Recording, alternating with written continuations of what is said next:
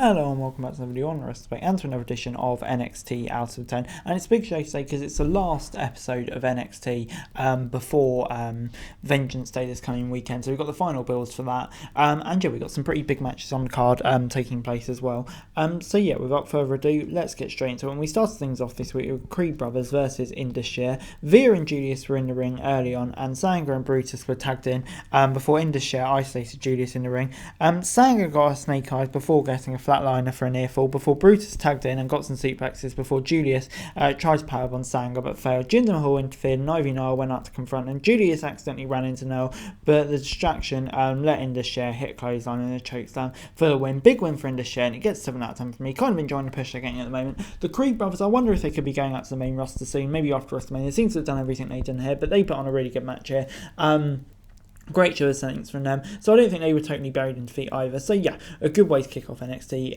7 out of 10. Backstage, Tyler Bate and Axiom were talking and decided to have a match tonight, which is obviously going to be good. But Indy Hartwell was set to have a match with Zoe Stark, and the latter walked in and made fun of Hartwell being eliminated from the Royal Rumble. So they had a match. Stark was in control early on and took Indy down before locking in Hartwell. Indy came back with some strikes and a spine buster before taking big suplex. After some back and forth, Stark tipped Indy up on the ropes and hit a GTS variant for the win. And yeah, gets 6 out of 10 from me. Bit weird of Zoe Stark making fun of Indy Hartwell for being eliminated, because I'm pretty sure Zoe Stark was as well. But you know, this is a decent match between two of the best wrestlers, women's wrestlers on NXT. So yeah, good stuff. Stark attacked Hartwell after the match, and Soul Worker came out to make the save. So kind of building a program there as well. Wesley was out next and hyped up his match against Dijak and was set to take place at Vengeance Day. Dijak came out and told him to savour the last few days as a champ before Von Wagner came out with Robert Stone, and Stone said that Dijak was neither the biggest nor the baddest, unlike Wagner. Lee proposed the match between Wagner and Dijak, and the two started the brawl before they went into the match.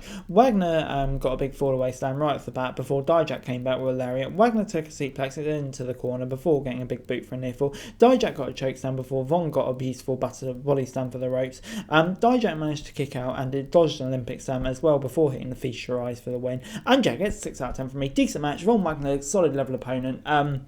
Enough to put Dijak over, and yeah, got me hyped for the match, because yeah, Dijak's really great. Wesley's going to be great, he's great. Yeah, but then we got an update on Nikita Lyons, who was injured after an attack in the parking lot. Her surgery was successful, according to the commentary team, and we should get her return soon. Hopefully do. It sounded quite a bad injury, but hopefully she is fine, kind of in real life. Tony D and Stacks were backstage, and the latter said he was going to take care of Dijak next week. Tony said they were going to take care of some other thing as well before they walked off, before he got a short video hyping up Waller v. in a steel cage set to take place on Saturday. Thought we'd maybe get a bit more on the show, but you know, I think they built that so it's sufficiently at this point. But anyway, it's then time for Tyler Bate versus Axiom. Tyler was in control early on and took Axiom down before locking in an arm wrench submission hold. The hold was broken, but Tyler got a big clothesline, causing him to go over the ropes and fall outside the ring. Bate hit Axiom with an aeroplane spin before hitting a Falcon Arrow variant for a 2 count. Tyler tried for a drive but was caught in a chokehold. Axiom came back with a super kick and hit a Hurricane Rana before Bate got the Tyler drive in 97 for the win. And yeah, Damon Kemp showed up after the match and took down Axiom with a Urinogi, so potentially setting off a feud there. But yeah, this gets a good match. Good 7 out of 10 from me. Yeah, like I say, good match. Put Tyler Bate over. Really good to see his first match return, and Axiom's great as well, setting up a feud from him. So yeah, kind of did the job. So good 7 out of 10 from me. Isla Dawn was teaching Alba Fire how to be evil, like her, and held a cleansing ceremony.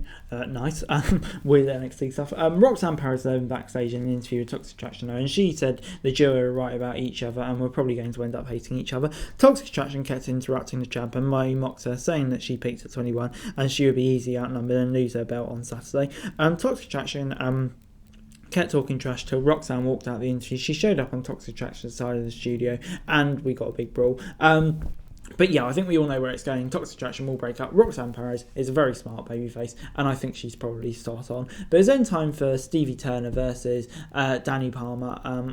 And yeah, Stevie obviously making her debut. She caught Palmer on the ropes early on and drove her boots into the side of her head before getting some big strikes in the middle of the ring. Palmer was caught in a headlock before breaking out and hitting some clotheslines and a jawbreaker. Stevie came back with a big boot and a DDT before hitting a special variation of the Uranagi for the win. And yeah, gets 6 out of 10 from me. Good win for Stevie Turner. Good initial debut. The character's interesting, but yeah, I think it has got potential, potentially. But yeah, good first outing for her, solid win. And yeah, I have to say I am intrigued to see what they do next for her. So 6 out of 10 from me. But anyway, Charlie Dempsey then took on Drew Gulak. Both men tried for submission holds early on, and Dempsey got a butterfly lock in. Gulak reversed it into an armbar. Dempsey got a suplex before Gulak slapped him in the face. Dempsey locked in a chicken wing submission before Gulak broke free and sent Charlie headfirst into Hank Walker, who was at ringside. Distraction allowed Gulak to roll Dempsey up and pick up the W. And yeah, gets a 6 out of 10 from me.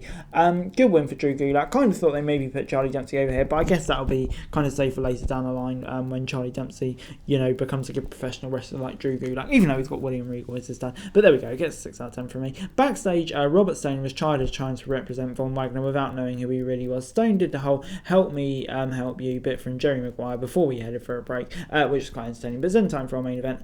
Chase U versus Adaya versus Anafi and Blade to determine who would be added to the tag team title match at Vengeance Day. Hudson and Chase were dominating early on, and Fowler tagged Anafi in, who got a big drop kick on Andre. Anafi and Blade isolated Chase, but Reed came in and sent Chase outside before Fowler took him out with a big slam. Dyer then beat Andre up and hit their combined finisher, but Chase kicked out. Hudson tagged in and cleared the ring before Anafi came in and hit Reed with a combined move, but the pin was broken up. Chase came back and got the Chase U kicks on Reed before Ava Raine came up on the apron. Thea Hale took her out before she could have interfered, and Reed was distracted before Hudson came in and hit the flatliner for the W. And yeah, gets 7 out of 10 from me. It's kind of like the inevitable Chase U stuff. It does feel ever so much like the Bloodline stuff on SmackDown on the main roster or whatever.